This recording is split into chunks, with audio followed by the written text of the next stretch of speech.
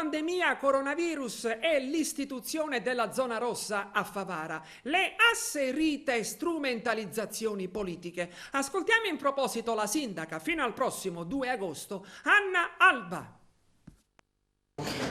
Purtroppo non mancano occasioni in cui la politica non tende a strumentalizzare anche una pandemia. Io ne sono veramente molto rammaricata, ma riavvolgiamo un po' il nastro e spieghiamo passo dopo passo come viene dichiarata una zona rossa all'interno di un comune.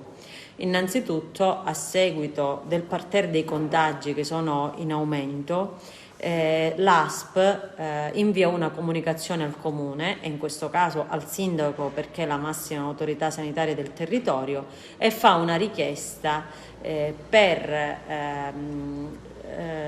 anteporre al Presidente della Regione l'istituzione della zona rossa all'interno di un territorio comunale. Perché questo succede? Quando in seguito alla proiezione dei contagi che aumentano nell'arco di una settimana, noi abbiamo visto come siamo passati da 20 oggi a 132 contagi, è necessario bloccare il problema di un focolaio che insiste all'interno di un territorio comunale. Quindi quando l'ASP convoca un sindaco e chiede di proporre la zona rossa al Presidente, il sindaco non può esimersi da questa responsabilità, nonostante insieme al direttore dell'ASP sappiamo benissimo che oggi si riunisce la commissione al Ministero e attuerà nuove forme di procedure e di parametri per l'istituzione della zona rossa. Ma ad oggi lo stato di fatto ci porta a dire che abbiamo fatto bene a chiederne la zona rossa, tant'è che il Presidente ieri stesso nelle tarde ore del pomeriggio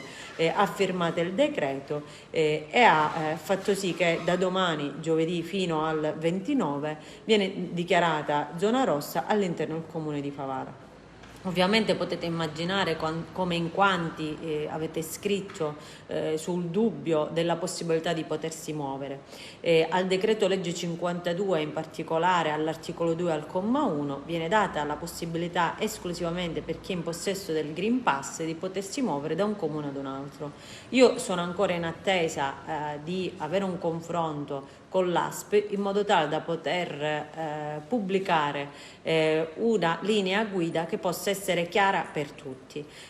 Sul sito del Ministero ci sono dei chiarimenti che illustrano le modalità per potersi spostare da una zona ad un'altra, e vi esorto solo ad avere maggiore pazienza perché come voi ogni volta che viene firmato un decreto ci sono delle novità, soprattutto alla stregua degli ultimi decreti legge che ha emesso il Presidente Draghi.